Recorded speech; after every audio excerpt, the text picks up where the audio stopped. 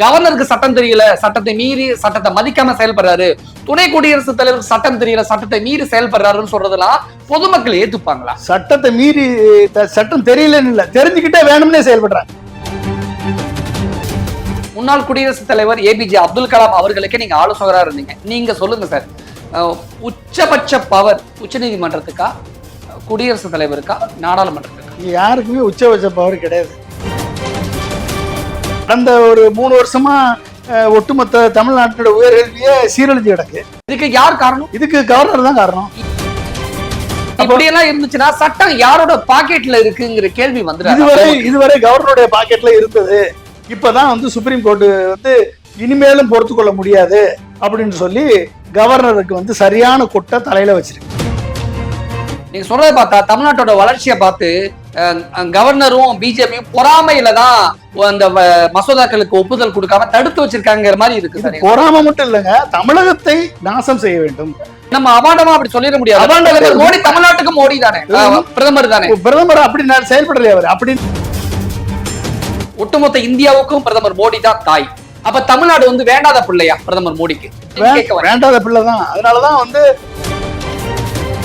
தமிழ்நாட்டு பிஜேபி காரங்க தமிழ்நாட்டு மக்களுக்காக தானே போராடுறாங்க. எங்க போராடணும்? எங்க ஒண்ணு சொல்லுங்க. தமிழ்நாடு மக்களுக்கு போராடினதுக்கு அண்ணாமலை போராடினாரு, அடிச்சுக்கிட்டாரு. எதுக்காக போராடினாரு? சாட்டையால அடிச்சுக்கிட்டது அசிங்கமா இல்ல?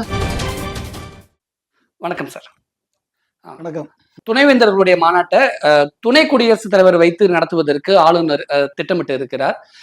பாஜக ஆடக்கூடிய சதுரங்காட்டம், திமுக ஆடக்கூடிய புதிராட்டம் என்ன சார் நடந்துகிட்டு இருக்கு? அதாவது தேர்ந்தெடுக்கப்பட்ட ஒரு மாநில அரசர் எதிர்கட்சி மாநிலம், தன் கட்சி மாநிலம் என்று பிரித்து பார்த்து அரசியல் சதுரங்க விளையாட்டை விளையாடுகிறது பிஜேபி.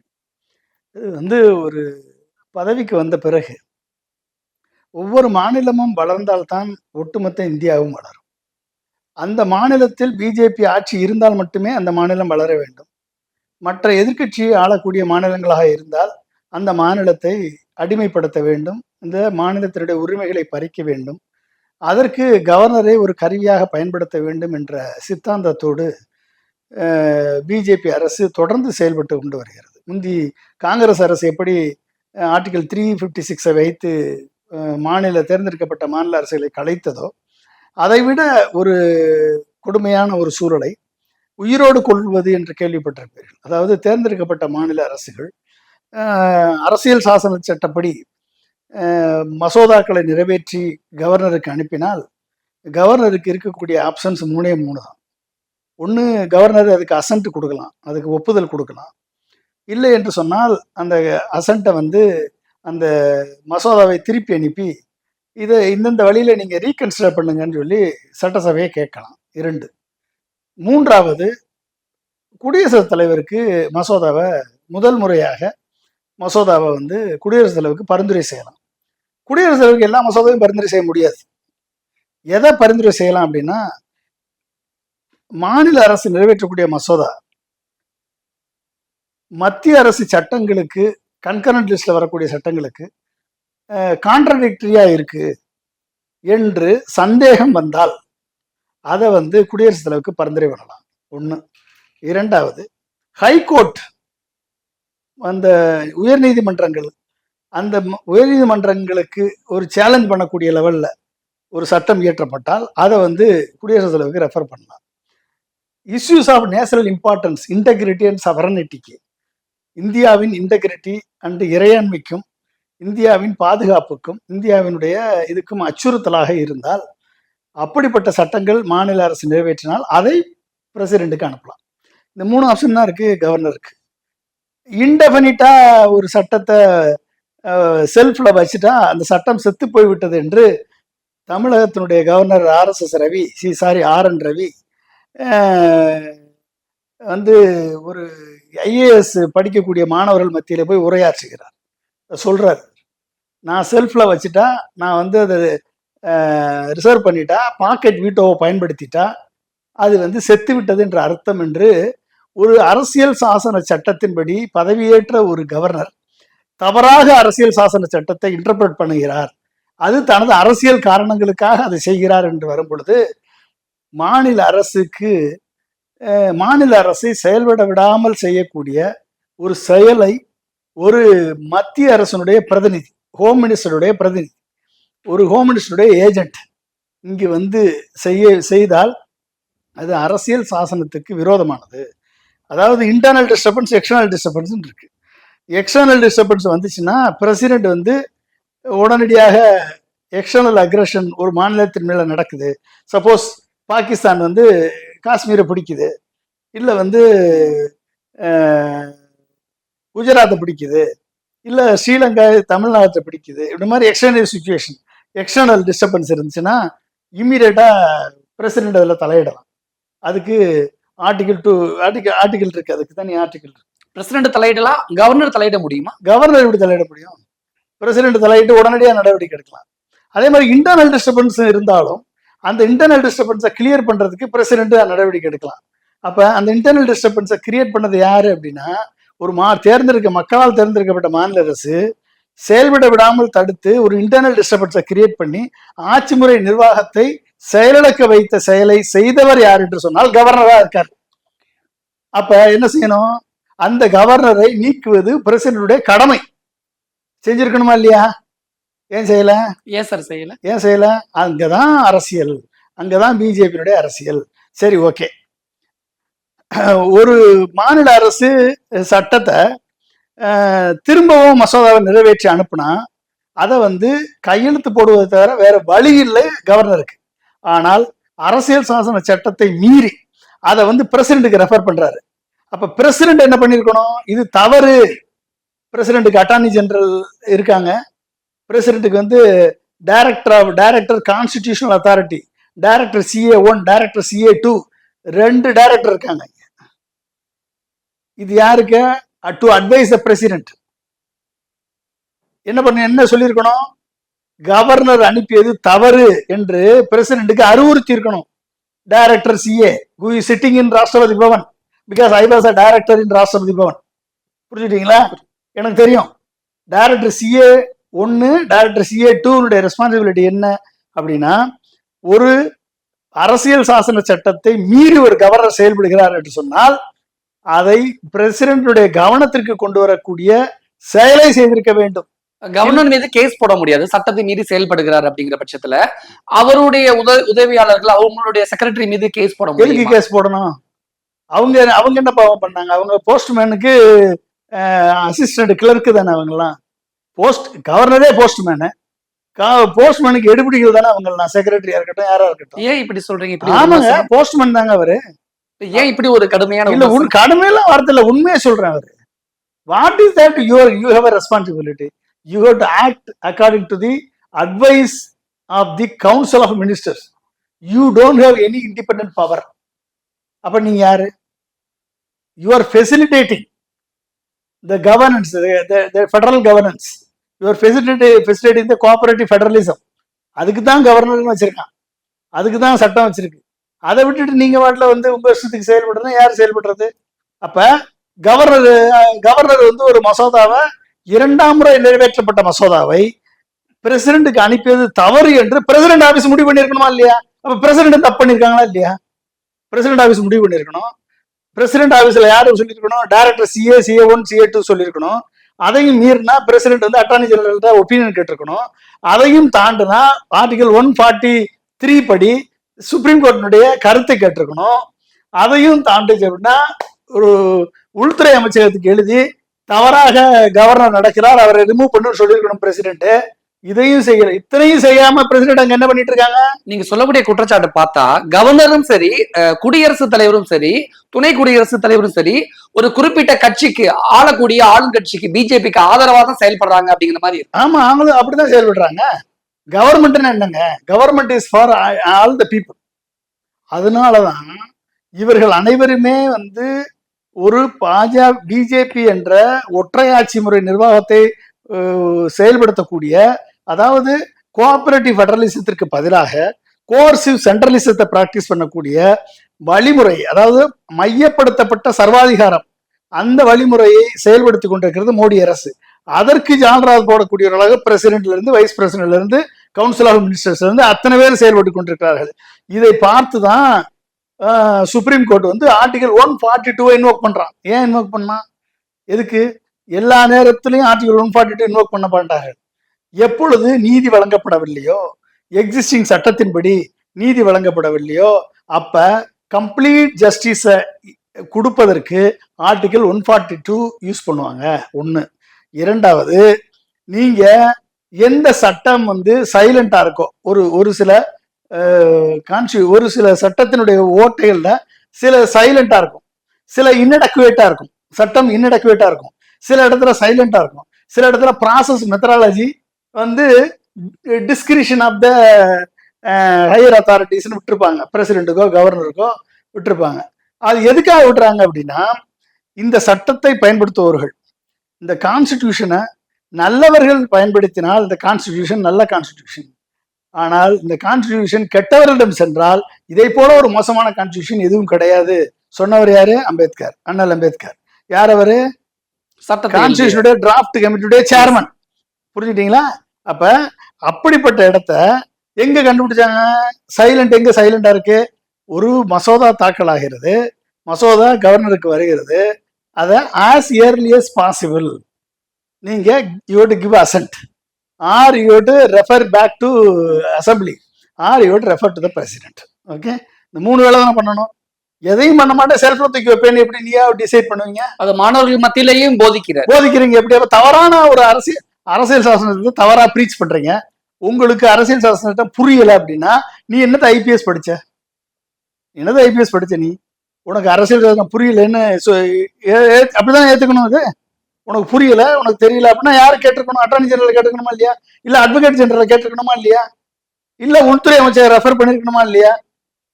ஏன் பண்ணல? நான் 2வது எனக்கு வந்துச்சுன்னா நான் அசென்ட் கொடுக்கலாமா, பிரசிடென்ட்டுக்கு ரெஃபர் பண்ணலாம், கேட்டிருக்கணுமா இல்லையா? ஏன் கேட்கல? அப்போ உங்க கடமை தவறி இருக்கா இல்லையா? அதை தான் சொல்லுது சுப்ரீம் கோர்ட்டு. கவர்னர் செய்து சட்ட விரோதம்னு டிக்ளேர் பண்ணிச்சு. டிக்ளேர் பண்ணிச்சா இல்லையா?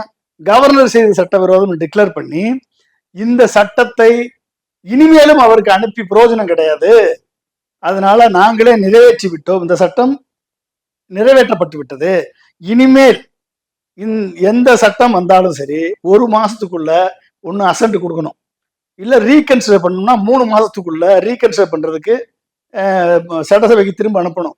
இதே 3 மாசத்துக்குள்ள திருப்பி அனுப்பி அவங்க திரும்பி அதை பாஸ் பண்ணி அனுப்பிட்டாங்கன்னா வித்தின் 1 மந்த்துக்குள்ள அசென்ட் கொடுக்கணும்.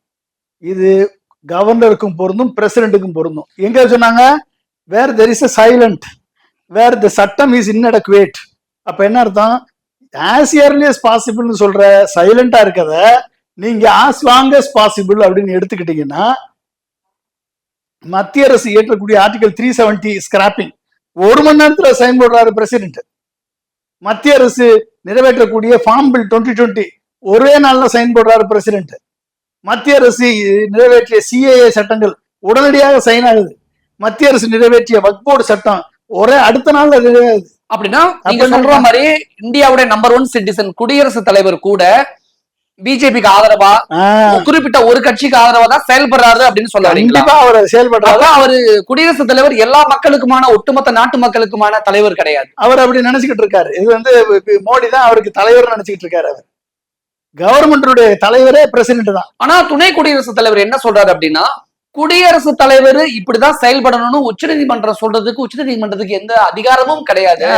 நம்பர் 1 பவர் அப்படிங்கிறது நாடாளுமன்றம் தான், உச்சநீதிமன்றம் கிடையாதுங்கிறாரு. அதான் புரியாம இருக்காரு. அவருக்கு வந்து தங்கருக்கு வந்து அரசியல் சாசன சட்டமும் புரியல, அவருக்கு புரியாமே கவர்னரா இருந்து பண்ணிட்டு வந்து இப்ப வைஸ் பிரசிடண்டா இருக்காரு. சார், படிக்காத பாமரனுக்கு சட்டம் தெரியல, அவர் ஏதோ வாயில வரத பேசுறாருன்னு சொன்னா ஒத்துக்கலாம் சார்.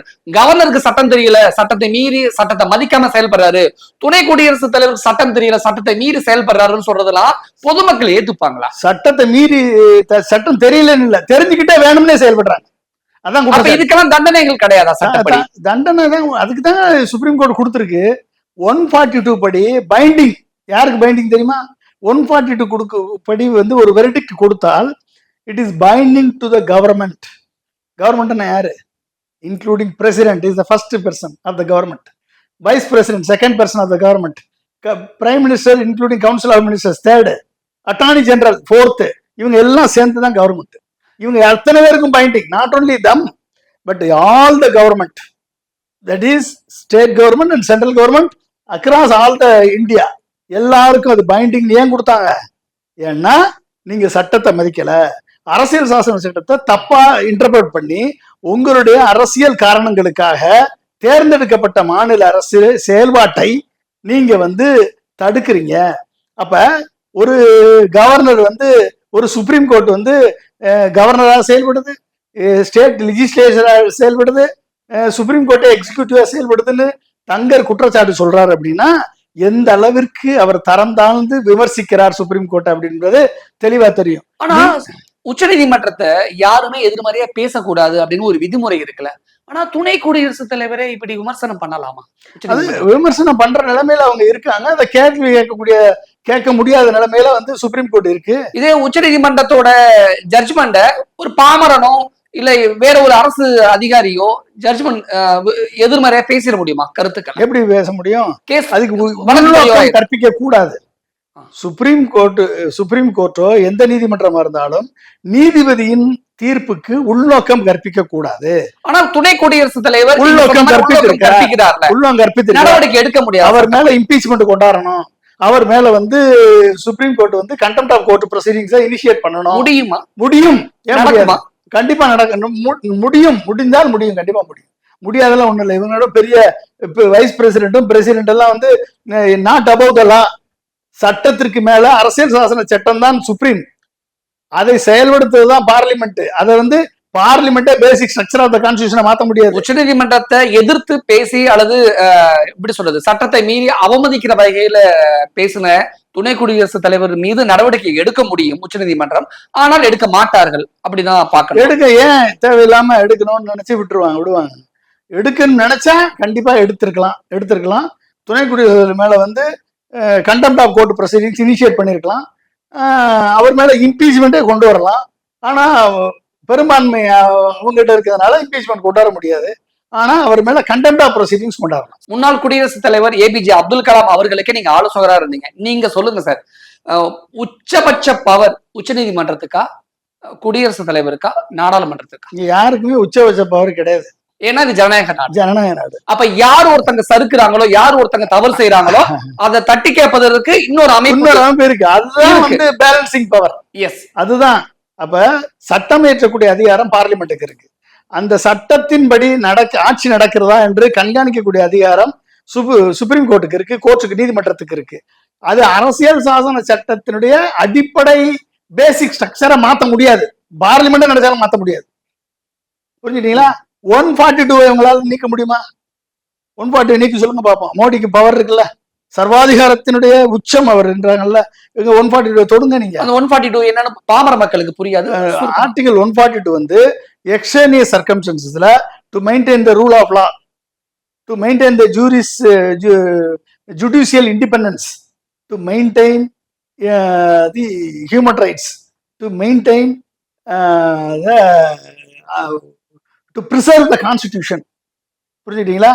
இதெல்லாம் தான் பேசிக் ஸ்ட்ரக்சர். டைரக்டா எடுத்துக்கிட்டீங்கன்னா 142 பேசிக் ஸ்ட்ரக்சர்ல வராது. ஆனால் 142 டச் பண்ணா அது பேசிக் ஸ்ட்ரக்சர் ஆஃப் த கான்ஸ்டிடியூஷனை குலைத்து விடும் என்பதனால 142 டச் பண்ண முடியாது இவர்களால. அதனாலதான் என்னதான் மோடி கவர்மெண்ட்டுக்கு மெஜாரிட்டி இருந்தாலும் பண்ண முடியாது. ஓகே, பண்ணினால் அதை சுப்ரீம் கோர்ட் ரிவ்யூ பண்ணி அதை அந்த சட்டத்தை நல்லிஃபை பண்ணிரும். அதனால 142 பண்ண முடியாது. 142 இந்தியாவில் மட்டும் கிடையாது, எல்லா நாடுகள்லையும் ஈக்குவலண்ட் 142 ஈக்குவலண்ட் சட்டம் இருக்கு. அதை பார்த்துதான் இந்தியாவிலையும் கொண்டு வந்தாங்க. இது கொண்டு வரவில்லை என்று சொன்னால் இப்படிப்பட்ட ஆட்கள், மோடி மாதிரி ஆட்கள், அமித்ஷா மாதிரி ஆட்கள், தங்கர் மாதிரி ஆட்கள், ஆர்.என். ரவி மாதிரி ஆட்கள் பின்னால வருவார்கள் என்று ஒருவேளை நினைத்திருக்கலாம். அரசியல் சாசன சட்டத்தை கேள்விக்குள்ளாக்குவார்கள். இதுக்கெல்லாம் இடம் கொடுக்க கூடாது என்றுதான் அந்த 142க்கு அந்த அளவுக்கு ப்ரொடெக்ஷன் கொடுத்துருக்காங்க. புரிஞ்சுட்டீங்களா? அதனாலதான் அந்த 142ல பயன்படுத்தி இவங்க சொல்லியிருக்காங்க. நீ 142 சொன்னது applicable across all the government including president. It is binding on the president, it is binding on the vice president, it is binding on the prime minister, binding on the council of ministers, it is binding on the attorney general, binding on all the state governments. இன்றைக்கு இப்படிப்பட்ட ஒரு சட்டம் சட்ட விரோதம் என்று supreme court announce பண்ண பிறகு இந்த சட்டவிரோத செயலை செய்தவர் கவர்னர் என்று டிக்ளேர் பண்ண பிறகு அந்த கவர்னருக்கு பேர் என்ன சொல்லுங்க? ஒருத்தர் சட்டவிரோதம், நீங்க சட்டவிரோதம் செயலில் ஈடுபட்டு இருக்கீங்கன்னு கோர்ட் உங்களை டிக்ளேர் பண்ணிருச்சு, உங்களுக்கு பேர் என்ன? குற்றவாளியே என்னது? குற்றவாளி தானே. குற்றவாளி துணைவேந்தர் மாநாட கூட்டலாமா? அதுதான் சார் நானும் கேட்க வரேன். இப்ப என்னன்னா ஆளுநர் விஷயத்துல இவ்வளவு சட்ட விதிமீறல்கள் இருக்கு அப்படின்னு உச்சநீதிமன்றம் குடியரசுத் தலைவர் தலையிலே கொட்டு வச்சிருக்கு. இங்க ஒட்டுமொத்த சென்ட்ரல் கவர்மெண்ட் தலையிலே கொட்டு வச்சிருக்கு. ஆனா வேந்தராக கவர்னரே தொடர்வார் அப்படின்னு தமிழ்நாடு ஆளுநர் மாளிகை அறிக்கை வெளியிட்டு இருக்கு. அப்ப உச்சநீதிமன்றத்தோட தீர்ப்பு வேந்தரானா அது தமிழ்நாடு அரசு பண்ண மெக்னானிமிட்டி. நான் அன்னைக்கே தமிழ்நாடு அரசு மசோதாக்கள் நிறைவேற்றும் போதே நான் டிவி விவாதங்கள்ல நான் சொல்லியிருக்கேன், நீங்க வேந்தராக கவர்னரை ரிமூவ் பண்ணிட்டு சட்டத்தை ஏற்றுங்க. நீங்க துணைவேந்தரை தேர்ந்தெடுக்கக்கூடிய அதிகாரத்தை மட்டும் கவர்னர் பிடுங்குறீங்க. அது பத்தாது, வேந்தராவும் அவர் இருக்கக்கூடாது, வேந்தரா முதலமைச்சர் தான் இருக்கணும். இதை செய்யுங்கன்னு எத்தனையோ டிவியில நான் பேசும்போதே சொல்லியிருக்கேன் நான். ஆனால் அதை பெருந்தன்மையோட முதலமைச்சர் வேந்தரா இருந்தா இருந்துட்டு போட்டோம், பவர் தான் இல்லையே, ஒரு ஃபங்க்ஷன் போனா இருந்துட்டு போட்டோம்னு இந்த அளவுக்கு ஒரு பெருந்தன்மையுள்ள ஒரு முதல்வராக அவர் இருந்ததுனாலதான் இன்னைக்கு கவர்னர் துணைவேந்தர் மாநாடு நடத்துறாரு. ஆனா பல்கலைக்கழகத்துடைய துணைவேந்தர்கள் மாநாடை நடத்துவதற்கான அதிகாரம் முதலமைச்சர் மு க ஸ்டாலினுக்கு இருக்கா? ஆளுநர் RN ரவி அவர்களுக்கு? முதலமைச்சருக்கு தான் இருக்கு. அப்புறம் எப்படி சார் கவர்னர் இன்னமும் வேந்தர் என்ற பதவியில் தொடர்வதால் வேந்தருக்கு எல்லா பதவியும் பிடிக்காச்சு, எல்லா பவரையும் பிடிக்காச்சு. நீங்க சட்டம் உங்களது, ஆனா மாப்பிள்ளை நீங்க தான், ஆனா சட்டம் என்னோடது. புரிஞ்சுக்கிட்டீங்களா? மாப்பிள்ளை நீங்க தான், சட்டம் என்னோடது. இப்ப ஆளுநர் RN ரவிய நடிகர் செந்திலுங்கிறீங்களே? ஆமா, இதான் மாப்பிள்ளை நீங்க தான், சட்டம் என்னோடது. அப்ப என்ன அர்த்தம்? அப்ப சூப்பர் ஸ்டார் ரஜினிகாந்த் தான் முதலமைச்சர் மு க ஸ்டாலின். ஆமா, இது நல்லா இருக்கு. புரிஞ்சுட்டீங்களா? அப்ப நீங்க இவ்வளவுதான் அங்க பவர். அதனால இப்ப இந்த கவர்னர் RN ரவி சட்டவிரோதமான, சுப்ரீம் கோர்ட்டால் சட்டவிரோதம் என்று சொல்லப்பட்ட ஒரு அஃபண்டர். இந்த அஃபண்டர் கண்டினியூ பண்றதுக்கு எந்த எத்திக்கல் ரைட்ஸும் கிடையாது, மாரல் ரைட்ஸும் கிடையாது. ஆனா துணைவேந்தர் மாநாட்டம் நடத்துவது உச்சநீதிமன்றத்தோட தீர்ப்பை அவமதிக்கிற வகையில இருக்கு அப்படின்னு சொல்றாங்களே. இருக்கு. அதை மாநில அரசு துணைவேந்தர்கள் மாநாட்டுல யாரெல்லாம் கலந்து கொள்கிறார்களோ அவர்கள் மேல நடவடிக்கை எடுக்கலாம். ஆனா இதுல துணை குடியரசுத் தலைவர் வராருல, அப்ப இந்த இடத்துலதான் பிஜேபி துணை குடியரசுத் தலைவர் RN ரவிக்கு பிஜேபிக்கு ஜால்ரா அடிக்கக்கூடிய ஒரு நபர் ஒண்ணு. அவர் எங்க வேணாலும் போகலாம், எங்க வேணாலும் நடத்தலாம், அவரை கூட்டு வச்சு நடத்தலாம். இதுல கலந்து கொள்வது துணைவேந்தர்கள் கலந்து கொண்டால் அந்த கலந்து கொள்ளக்கூடிய துணைவேந்தர்கள் டிஸ்மிஸ் பண்ண வேண்டும், டிஸ்மிஸ் பண்ணப்படுவார். அது எப்படி சார்? துணை குடியரசுத் தலைவர் மீதும் வழக்கு பதிவு பண்ணுவதற்கு சட்டத்தில் இடமில்லை, கவர்னர் மீதும் வழக்கு பதிவு பண்ண சட்டத்தில் இடமில்லை. ஆனால் ஆளுநர் நடத்தக்கூடிய அந்த மாநாட்டில் கலந்து கொள்ளக்கூடிய துணைவேந்தர்கள் ஏன் கலந்துக்கிறீங்க? உங்களை யார் கலந்துக்கிற சொன்னது? நெருக்கடி. என்ன நெருக்கடி? உங்களை ஒண்ணு செய்யலாம் அல்லவா? உங்களை ஒண்ணு செய்ய முடியாது. என்ன பண்ணுவீங்க? ஒண்ணும் பண்ணவே முடியாது. நோட்டீஸ் கூட அனுப்ப முடியாது, மெமோ கூட அனுப்ப முடியாது, கவர்னர் மெமோ கூட அனுப்ப முடியாது. என்ன பண்ணுவீங்க? ஆனா ஒரு பெரிய நிகழ்ச்சி நிரலுக்கே பெரிய அளவுல திட்டமிடல் நடந்துகிட்டு இருக்கு. நடக்கட்டும். சென்ட்ரல் தமிழ்நாட்டுக்கு சம்பந்தம் இல்லாம சென்ட்ரல் யூனிவர்சிட்டி விசியை கூட்டு வந்து நடத்துவாங்க, பிரைவேட் யூனிவர்சிட்டி விசியை கூட்டு நடத்துவாங்க, சான்சலர் கூட்டு நடத்துவாங்க, நடத்திட்டு போறாங்க. சார் இதுல அதாவது துணைவேந்தர் மாநாட்டை யார் நடத்தணும், முதலமைச்சரா ஆளுநரா அப்படிங்கிற குழப்பத்துல பொதுமக்கள் குழம்பி போறது ஒரு பக்கம். இன்னொரு பக்கத்துல கல்வியை போதிக்கக்கூடிய அந்த துணைவேந்தர்களே மனதளவுலையும் சரி பெரிய விஷயம்னா அதெல்லாம் ஒண்ணு இல்லைங்க. இது பெரிய என்ன இவர் நடத்துற மாநாட்டுக்கு போலன்னா பெரிய துணைவேந்தர்களுக்கு பெரிய பிரச்சனை வந்ததா என்ன? இல்ல கல்வி ஹையர் எஜுகேஷன் கெட்டு போதானே? கடந்த ஒரு 3 வருஷமா ஒட்டுமொத்த தமிழ்நாட்டினுடைய உயர்கல்வியே சீரழிஞ்சு கிடக்கு. ஒட்டுமொத்த தமிழ்நாட்டோட உயர்கல்வியினுடைய ஆராய்ச்சி திட்டங்கள் செயல்படாம கிடக்கு. இதுக்கு யார் காரணம்? இதுக்கு கவர்னர் தான் காரணம். ஏன் கவர்னர் மீது இப்படி ஒரு குற்றச்சாட்டு? கவர்னர் தான் அவருடைய தேவையான வைஸ் சான்சலர் அப்பாயிண்ட் பண்ணி ஒட்டுமொத்த சிஸ்டத்தை செயல்பட விடாம பண்றாரு. அதனால மாநில அரசுடைய அதிகாரிகள் வைஸ் சான்சலருக்கு கோஆபரேட் பண்ணல, வைஸ் சான்சலர் மாநில அரசுக்கு கோஆபரேட் பண்ணல. இவங்களுக்கு நடக்கக்கூடிய டக்காஃபார்ல finance department, audit department, university department 3 பேருக்கு நடக்கக்கூடிய இந்த ஒரு ஸ்டேல்மேட்டை கிரியேட் பண்ணதே கவர்னர் தான். அப்ப இப்படிப்பட்ட ஸ்டேல்மேட்டை கிரியேட் பண்ணதுனால என்னாச்சு? சேலரி கொடுக்க முடியல, இவங்க மேல கொஸ்டின் பண்றாங்க. யாரு? ஸ்டேட் கவர்மெண்ட் ஃபுல்லா வந்து ஆடிட் அப்ஜெக்ஷன் வருது, அதனால வந்து சேலரி கொடுக்க முடியாது, பென்ஷன் போட முடியாது என்று சொல்றாங்க. அப்ப பல்கலைக்கழகத்துல வேலை பார்க்கக்கூடிய ஸ்டாஃப் எல்லாம் அவங்களுக்கு சேலரி வர்றது இல்லை, பென்ஷன் வர்றது கிடையாது. இப்படி பாதிக்கப்பட்ட எத்தனை யூனிவர்சிட்டி இருக்கு தெரியுமா உங்களுக்கு? அப்ப ஒரு ஸ்டேல்மேட்டை உருவாக்கி ஒரு செயலிழந்த நிலையை தோற்றுவித்து உயர்கல்வித்துறையில தமிழகம் 3 ஆண்டுகளுக்கு பின்தங்கி போக வேண்டும் என்ற நிலையில் இந்த கவர்னர் மூலமாக மோடி அரசு தமிழகத்தை வஞ்சிக்கிறது. சார், இப்படி எல்லாம் இருந்துச்சுன்னா சட்டம் யாரோட பாக்கெட்ல இருக்குங்கிற கேள்வி வந்து இதுவரை கவர்னருடைய பாக்கெட்ல இருந்தது. இப்பதான் வந்து சுப்ரீம் கோர்ட் வந்து இனிமேலும் பொறுத்து கொள்ள முடியாது அப்படின்னு சொல்லி கவர்னருக்கு வந்து சரியான கொட்டை தலையில வச்சிருக்கு. என்னதான் உச்சநீதிமன்றம் கவர்னர் தலையில கொட்டுனாலும் கூட துணைவேந்தர் மாநாட்டை ஆளுநர் நடத்துறாருல, தமிழக அரசு மீது வெளிப்படையான மோதலுக்கு கவர்னர் ரெடி ஆகிட்டாரு. அவர் வந்து என்னங்க ஒரு உதுத்த ஆளுங்கிட்ட போயிட்டு என்னங்க இருக்கு, என்ன எதிர்பார்ப்பு? நம்ம அப்படி சொல்லிட முடியாது. ஏன்னா மத்திய அரசோட பவர் இருக்குல்ல, நடத்து நீ பவரே கிடையாது இனிமேல் உங்களுக்கு. உச்சநீதிமன்றம் சொல்லலாம், பட் பிரதமர் மோடி சொல்லல, நாடாளுமன்றம் சொல்லணும், குடியரசுத் தலைவர் எங்க இப்ப ஒரு மசோதா நிறைவேற்ற குடியரசுத் தலைவர் சப்போர்ட் பண்றாரு. மசோதா நிறைவேற்றி அனுப்புவோம், இந்தியா முழுக்க இருக்கக்கூடிய முதலமைச்சர் நிறைவேற்றி அனுப்பட்டும். எந்த கவர்னராவது 1 மாசத்துக்கு மேல வச்சிருக்க சொல்லுங்க பாப்போம். எந்த கவர்னராவது 3 மாசத்துக்கு மேல ரீகன்சிடர் பண்ண முடியாம வச்சிருக்க சொல்லுங்க பாப்போம். அப்புறம் ஏன் தமிழ்நாட்டுல மட்டும் இப்படி ஒரு அவல நிலை? என்ன அவல நிலை? இவ்வளவு நாள் நடந்திருக்கு, இப்பதானே தீர்ப்பு வந்திருக்கு. இனி வந்து இப்ப இந்த இதை செஞ்சதுனால அடுத்து அவசர சிறப்பு கூட்டத்தொடர் கொண்டாந்து இந்த அனைத்து பல்கலைக்கழகங்களையும் வேந்தர் கவர்னர் இருக்க மாட்டார், அவரை ரிமூவ் பண்ணணும், ஓப்பனா ரிமூவ் பண்ணணும். தமிழக முதல்வர் ஓப்பனா ரிமூவ் பண்ணி வேந்தராக இவர் தொடரக்கூடாது என்று ரிமூவ் பண்ணி, வேந்தர் வந்து தமிழ்நாட்டுடைய அரசு நிதியில் உருவாக்கப்பட்ட, தமிழ்நாட்டுடைய சட்டத்தால் உருவாக்கப்பட்ட அனைத்து பல்கலைக்கழகங்களையும் முதலமைச்சர் தான் வேந்தர் என்ற நிலையை ஏற்படுத்துவதற்கு மீண்டும் ஒரு சட்டத்தை இயற்றி அத்தனை மசோதாவும் கவர்னருக்கு அனுப்பி 1 மந்த்துக்குள்ள திருப்பி அனுப்பணும். இல்ல 3 மாசத்துக்குள்ள அதை வந்து ரீகன்சிடர் பண்ணா திருப்பி அனுப்பினா கையெழுத்து போட்டே ஆகணும். இனிமேல் வந்து தப்ப முடியாது இந்த கவர்னர். புரிஞ்சுட்டீங்களா? இதை முதல்வர் செஞ்சாகணும். இது வந்து ஒரு அதிகார மோதலா? அதிகார மோதல் இல்லைங்க, அதிகார வரம்பு மீறல். அதிகார வரம்பு மீறல், அதிகார மோதல் கிடையாது. அதிகாரத்தில் நீயா நானா உன்னை செயல்பட விட மாட்டேன். நீ எதிர்கட்சி ஆள மாநிலம், பிஜேபி ஆளக்கூடிய மாநிலத்தான் செயல்படுவேன். நீ இப்படி சொல்லியே இதுவரைக்கும் 28 ஸ்டேட்ல 15 ஸ்டேட்டு பிஜேபி ஆள்ற மாநிலம் தானே.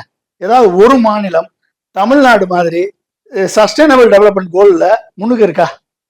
தமிழ்நாடு சஸ்டைனபிள் டெவலப்மெண்ட் கோல் யார் செட் பண்ணது? யுனைடெட் நேஷன் செட் பண்ணது. 17 கோல் செட் பண்ணிருக்காங்க. கல்வி, சுகாதாரம், மருத்துவம், access to clean drinking water, access to energy, access to இது மாதிரி பல்வேறு பேராமீட்டர்ஸை கொடுத்துருக்காங்க. இந்த பல்வேறு பேராமீட்டர்ஸை கொடுத்ததுல நார்வே ஃபர்ஸ்ட்ல இருக்கு 84 பாயிண்ட்ல. தமிழகம் வந்து 78 பாயிண்ட் எடுத்து 6 பாயிண்ட்ல தான் கம்மியா இருக்கு. வளர்ந்த நாடுகளுக்கு ஈக்குவலா 6வது இடம் 7வது இடத்துல தமிழகம் இருக்கு. ஒரு ஸ்டேட் சொல்லுங்க பிஜேபி ஆளக்கூடிய ஒரு ஸ்டேட் எஸ்டிஜில உனக்கு வந்திருக்கான்னு சொல்லுங்க பாப்போம். ஒட்டுமொத்த இந்தியாவுடைய ரேங்க் 71, தமிழ்நாட்டுடைய ரேங்க் 78. 16 கோல்ல 13 கோல்ல தமிழ்நாடு ஃப்ரண்ட் ரன்னர், 2 கோல் அச்சீவர். நீங்க சொல்றதை பார்த்தா தமிழ்நாட்டோட வளர்ச்சியை பார்த்து கவர்னரும் பிஜேபியும் பொறாமையில தான் அந்த மசோதாக்களுக்கு ஒப்புதல் கொடுக்காம தடுத்து வச்சிருக்காங்கிற மாதிரி இருக்கு. பொறாமை மட்டும் இல்லைங்க, தமிழகத்தை நாசம் செய்ய வேண்டும். தமிழகத்தினுடைய கலாச்சாரத்தை, தமிழகத்தினுடைய பண்பாட்டை, தமிழ்நாட்டுடைய வளர்ச்சியை வந்து பீகார் மாதிரி, உத்தரப்பிரதேசம் மாதிரி தரைமட்டத்துக்கு கொண்டு வர வேண்டும் என்பதுதான் பிஜேபியுடைய லட்சியம். நம்ம அபாண்டமா அப்படி சொல்லிட முடியாது. மோடி தமிழ்நாட்டுக்கு மோடி தானே, பிரதமர் தானே. பிரதமர் அப்படி செயல்படுறது அவர். அப்படின்னா நேஷனல் டிசாஸ்டர் ரிலீஃப் ஃபண்ட்ல இருந்து எத்தனை லட்சம் கொடுத்திருக்காரு இது வரைக்கும்? எத்தனை புயலால தமிழகம் பாதிக்கப்பட்டிருக்கு? அப்ப தமிழ்நாடு எக்கேடு கெட்டு போனா எனக்கு என்ன அப்படின்னு மோடி இருக்காரா? ஆளுநர் இருக்காரா? மோடி அப்படிதான் இருக்காரு. அபாண்டமான குற்றச்சாட்டு. அபாண்டம் உண்மையான குற்றச்சாட்டு. ராஜஸ்தானும், உத்தரப்பிரதேசமும், பீகாரும், மத்திய பிரதேசமும் பிஜேபி ஆளக்கூடிய மாநிலங்கள், பிஜேபி கூட்டணி ஆளக்கூடிய மாநிலங்கள்ல அவர்கள் கேட்ட தொகையை விட 2000 கோடி கேட்டாங்க அப்படின்னா 5000 கோடி கொடுத்திருக்காரு மோடி. தமிழகம் வந்து 8000 கோடி, 7000 கோடி, 5000 கோடி கேட்டா அதுல 10% கூட கொடுக்கல மோடி. புரிஞ்சுக்கிட்டீங்களா? தமிழகத்திற்கு மக்கள் வந்து வெள்ளத்தாலும் புயலாலும் பாதிக்கப்பட்டு மக்கள் சீரழிந்து பொருள்களை இழந்து உடைமைகளை இழந்து தெருவில் நின்ற போது சென்னையும் திருவள்ளூர் காஞ்சிபுரம் செங்கல்பட்டு மாவட்டங்கள் வெள்ளத்தால் மூழ்கிய போது, தூத்துக்குடி கன்னியாகுமரி வெள்ளத்தால் மூழ்கிய போது எட்டி கூட பார்க்காத மோடியும் அமித்ஷாவும் 11 முறை மோடி வந்து தமிழகத்திற்கு வாக்கு கேட்டு வருகிறார். எட்டி கூட பார்க்காத அமித்ஷா 2 நாள் 3 நாள் கேம்ப் போட்டு கூட்டணி அமைக்கிறார். அப்ப இவருடைய நோக்கம் எப்படி இருக்கும்? தமிழக மக்கள் எக்கேடு கேட்டு போனாலும் எங்களுக்கு கவலை இல்லை, எங்களுக்கு தேவை தமிழ்நாட்டில் ஆட்சியை பிடிக்கணும். ஒட்டுமொத்த இந்தியாவுக்கும் பிரதமர் மோடி தான் தாய். அப்ப தமிழ்நாடு வந்து வேண்டாத பிள்ளையா பிரதமர் மோடிக்கு? தமிழ்நாடு இல்ல, தமிழ்நாட்டை ஆட்சியை பிடிக்கணும். ஆனா தமிழ்நாடு வேண்டாத பிள்ளையா? வேண்டாத பிள்ளைதான். அதனாலதான் வந்து தமிழ்நாடு என்னைக்குமே அவர்களுக்கு ஒரு சிக்கல். தமிழகம் மட்டும்தான் தனக்கான உரிமை குரலை ஒட்டுமொத்த பாராளுமன்றத்தில் ஒழிக்கக்கூடிய 3 மாநிலம் தான். ஒன்னு தமிழகம், ஒன்னு கேரளா, இன்னொன்னு வெஸ்ட் பெங்கால். மற்ற எல்லா மாநிலங்களும் மோடிக்கு தலையாட்டி கொண்டு செல்கிறது. ஆனால் தமிழகத்தினுடைய உரிமை குரல் பாராளுமன்றத்தில் ஒழிக்கிறது. வெஸ்ட் பெங்கால் வந்து ஒழித்ததோடு சரி, கேரளா ஒழிப்பதோடு சரி. ஆனா தமிழகத்தினுடைய எம்பிக்கள், தமிழகத்தினுடைய அரசு, தமிழகத்தினுடைய முதல்வர் சுப்ரீம் கோர்ட்ல வழக்காடி மாநில சுயாட்சிக்கு எதிராக செயல்படக்கூடிய மத்திய அரசை தலையில் கொட்டி கொண்டே இருக்கிறார். ஃபேர் டீலிமிட்டேஷன், ஒட்டுமொத்த southern opposition state chief minister அத்தனை பேரையும் கூட்டு வந்து அது நியாயத்தை கேட்கிறார், உரிமை குரல் ஒழிக்கிறார். மாநில சுயாட்சிக்கு உரிமை குரல் ஒழிக்கிறார், மாநில சுயாட்சிக்கு குழு அமைக்கிறார். ஒவ்வொன்றுக்கும் வந்து உரிமை குரலை ஒழிப்பதற்கு காரணம் என்ன? இந்தியா பிரிவினைப்பட்டு போய்விடக்கூடாது. ஒரே நாடு ஒரே தேர்தல், ஒரே நாடு ஒரே மதம், ஒரே நாடு ஒரே மொழி என்ற நிலையில் எடுத்தால் இந்தியா சிதறண்டு போய்விடும். எனவே மாநிலங்கள் உரிமைகள் பாதுகாக்கப்பட வேண்டும். நம்ம ஒழித்த குரல் மும்மொழி கொள்கை வேண்டாம், இருமொழி கொள்கை தான் வேண்டும் என்று அண்ணா காலத்திலிருந்து பெரியார் தொடங்கி வச்சது, நீதி கட்சி தொடங்கி வச்சது, அண்ணா, எம்ஜிஆர், கலைஞர், ஜெயலலிதா முதல் வரை இன்றைக்கு மு.க. ஸ்டாலின் வரை இன்றைக்கு அந்த இருமொழி கொள்கையை ஓங்கி ஒழித்ததின் காரணமாக இன்னைக்கு மகாராஷ்டிராவில் மும்மொழி கொள்கையை நிறுத்தி வைத்திருக்காங்க. இந்திய நிறுத்தி வச்சிருக்காங்க. அது தமிழ்நாடு தான் காரணமா? ஆமா, தமிழ்நாடு தான் காரணம். தமிழ்நாடு விழிப்புணர்வு. தமிழ்நாட்டில் இருக்கக்கூடிய பிஜேபி காரங்க ஒத்துக்க மாட்டேங்கிறாங்க. இந்தி இருக்குன்னு அடிச்சு பேசுறாங்க. தமிழ்நாட்டுடைய பிஜேபி காரங்களுக்கு தமிழ்நாட்டே இங்க சம்மந்தம் கிடையாதுங்க. தமிழ்நாட்டுடைய பிஜேபி காரங்க வந்து வட இந்தியா கட்சியான பிஜேபிக்கு அடிமைகள். ஆனா நீங்க அப்படி சொல்லிடலாம், உங்களுடைய தனிப்பட்ட தமிழ்நாட்டு பிஜேபி காரங்க தமிழ்நாட்டு மக்களுக்காக தானே போராடுறாங்க. எங்க போராடணும்? எங்க ஒண்ணு சொல்லுங்க. தமிழ்நாடு மக்களுக்கு போராடினதுக்கு ஒண்ணு சொல்லுங்க. அண்ணாமலை போராடினாரு, எதுக்காக போராடினாரு? அடிச்சுக்கிட்டாரு. எதுக்காக போராடினாரு? சாட்டையால் அடிச்சுக்கிட்டது அசிங்கமா இல்ல? ஐபிஎஸ் ஆபிசர் பண்ற வேலையாது. அதனால என்னத்தை சாதிச்சுட்டாரு அவரு? செருப்பு வாங்கி போட்டாரா இல்லையாப்பா? என்னது சாதிச்சிட்டீங்க சொல்லுங்க. நீங்க தமிழ்நாட்டு மக்களுடைய கோரிக்கைகள் ஒண்ணு போராட்டீங்களா? தமிழ்நாட்டுக்கு நிதி கொடுக்கல, மெட்ரோவுக்கு நிதி கொடுக்கல, போராடி வாங்கி கொடுத்தீங்களா? தமிழ்நாட்டுல வந்து கல்வி SSA கல்வியினுடைய திட்டத்திற்கு 2152 கோடி நிதி கொடுக்கல, வாங்கி கொடுத்தீங்களா? தமிழ்நாட்டுக்கு மும்மொழி கொள்கை வேண்டாம், இருமொழி கொள்கை தான் வேணும்னு தமிழ்நாடு உயிர் நீத்து தியாகிகளை கொண்ட நாடு தமிழ்நாடு. அதுக்கு நீங்க ஆதரவா நின்னீங்களா? தமிழ்நாட்டில் வந்து சான்ஸ்கிருத கல்வியான நேஷனல் எஜுகேஷன் பாலிசி 2020 நாங்க நிறைவேற்ற விட மாட்டோம் தமிழ்நாட்டு மக்கள் சொல்கிறார்கள். அதுக்கு நீங்க ஆதரவா நின்னீங்களா? தமிழ்நாட்டில் நீட்டு வந்து தேவையில்லை, நீட்டு வந்து விலக்கு வேண்டும் கேட்குறாங்க, அதுக்கு நீங்க ஆதரவா நின்னீங்களா? எதுக்கு சார் நின்னீங்க? இந்த பிஜேபி ஒவ்வொரு பிஜேபியும் அந்தந்த மாநிலத்தினுடைய குரல்களுக்கு குரலாக ஒலிக்கிறது. தமிழக பிஜேபி மட்டும் நாக்பூரின் குரலாக ஒலிக்கிறது. தமிழக பிஜேபி மட்டும் வட இந்திய கட்சியான பிஜேபியின் குரலாக ஒலிக்கிறது. தமிழக பிஜேபி மட்டும் வலதுசாரி கட்சியான பிஜேபியின் குரலாக ஒலிக்கிறது. இது வந்து ஒட்டுமொத்த தமிழகத்திற்கும் எதிரான சிந்தனை, எதிரான குரல், எதிரான செயல்பாடு. அதனால் கண்டிப்பாக இவர்களோடு சேரக்கூடியவர்கள், இவர்களை வந்து தமிழகத்திற்குள் நுழைய விடுபவர்கள் அத்துணை பேரையும் ஒட்டுமொத்த தமிழக மக்களும் ஒதுக்குவார்கள் என்பது நிச்சயம்.